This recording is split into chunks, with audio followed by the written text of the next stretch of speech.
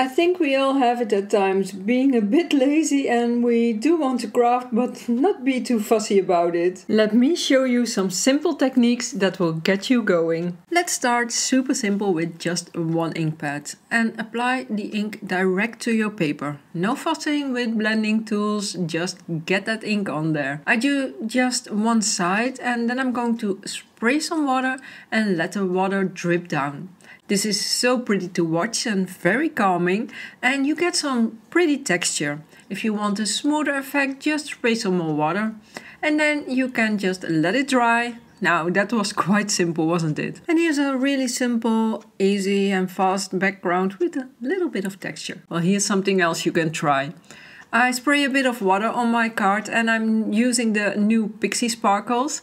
I tap on the bottom to get some powder on the card, and the Pixie Sparkles is a combination of mica powders with larger particles and dye powder, and this will give you a color explosion for sure. I spray some more water and then just watch how the colors move and how they blend in together, and I'm adding a little bit more powder on the side, and I spray some more water so I fill my paper a little bit more with color. But you can leave it more white if you like. Then I spray some more water and then just watch. It's so super pretty and this totally beats watching TV. And this background is amazing with the shimmer and shine. It's really pretty, and the cool thing is it doesn't rub off when you touch it.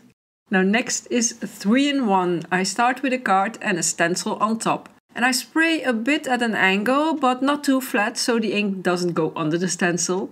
And then I lift the stencil. Simple. This is the first background. And then I have another card. I put the stencil on top, inky side down, rubbing over it or dabbing over it to transfer the ink.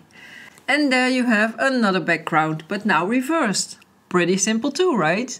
And I'm not quite done yet. I have another card and I'm going to clean the ink off on the card. So this is cleaning disguised as crafting. No one wants to clean when they are lazy, right? At least no one that I know of. So pretty simple again, and then you just let it dry.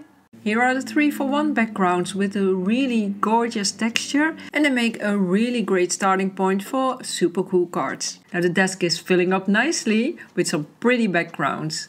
Next I have a card standing up and I spray 2 colors, and then I spray some water letting the colors slide down. These are oxide inks. If you're still lazy, go for ink that you don't have to shake.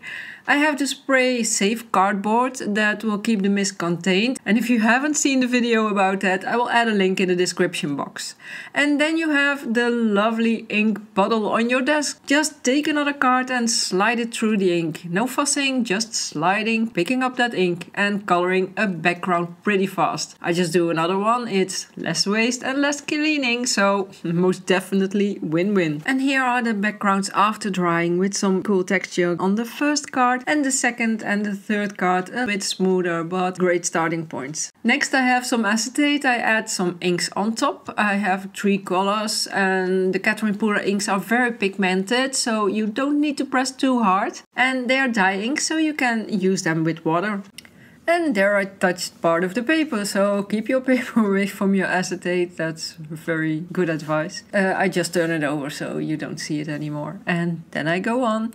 I spray some on and then turn the acetate over and drop it on the card, and then slide it from one side to the other. Now you may want to hold on to one side of the acetate because the water and my glass surface totally loved each other and it was hard to lift again, so just hold on, and that will give you a fun watercolor-ish background. Now you can pick up the ink for another pretty background, and here are 2 watercolor style backgrounds, one smooth and one textured. Before I forget, I have something super exciting.